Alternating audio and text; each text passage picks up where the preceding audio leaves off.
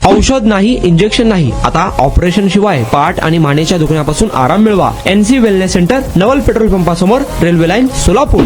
मोहोळ तालुक्यातील देगाव येथे पिकांना पाणी देण्यासाठी रात्री शेतात गेलेल्या तरुण शेतकरी समाधान आतकरे यांचा विजेचा शॉक लागून दुर्दैवी मृत्यू झाला. या घटनेनंतर खासदार प्रणिती शिंदे यांनी आतकरे कुटुंबियांची भेट घेऊन सांत्वन केले. तसेच शासनाकडून आवश्यक ती मदत मिळवून देण्यासाठी पाठपुरावा करण्याची ग्वाही दिली. महावितरणाकडून शेतीपंपासाठी बहुतांश वेळा रात्री अपरात्री वीज पुरवठा केला जात असल्याने शेतकऱ्यांना जीव धोक्यात घालून शेतात जावे लागत असल्याचा मुद्दा यावेळी खासदार शिंदे यांनी उपस्थित केला.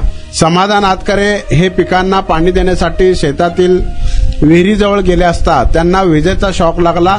या दुर्घटनेत त्यांचा मृत्यू झाला. त्यांच्या पश्चात पत्नी व 2 लहान मुले आहेत. यावेळी बोलताना खासदार शिंदे म्हणाल्या, शेतकरी मोठ्या कष्टाने पिके उभी करतो, मात्र शेती पंपासाठी रात्री वीज पुरवठा होत असल्याने त्याला अंधारात शेतात जाऊन जीव धोक्यात घालावा लागतो. अशा दुर्घटना टाळण्यासाठी शेतकऱ्यांना दिवसा आणि सुरक्षित वीज पुरवठा देणे आवश्यक आहे. समाधान आतकरे यांचा मृत्यू ही केवळ एका कुटुंबाची हानी नसून ग्रामीण भागातील वीज पुरवठा व्यवस्थेतील गंभीर त्रुटी अधोरेखित करणारी घटना असल्याचे सांगत राज्य सरकार व महावितरणाने याची तातडीने दखल घ्यावी आणि शेतकऱ्यांना दिवसा अखंड वीज पुरवठा उपलब्ध करून द्यावा अशी मागणी त्यांनी केली. यावेळी बाळासाहेब आतकरे, जिल्हा समन्वयक मनोज येलगुलवार यांच्यासह ग्रामस्थ उपस्थित होते. पाय दुखत होता, पायाचा त्रास होत होता आणि अगोदर आम्ही पाय दुखतोय म्हणून पायावर खूप इलाज केला.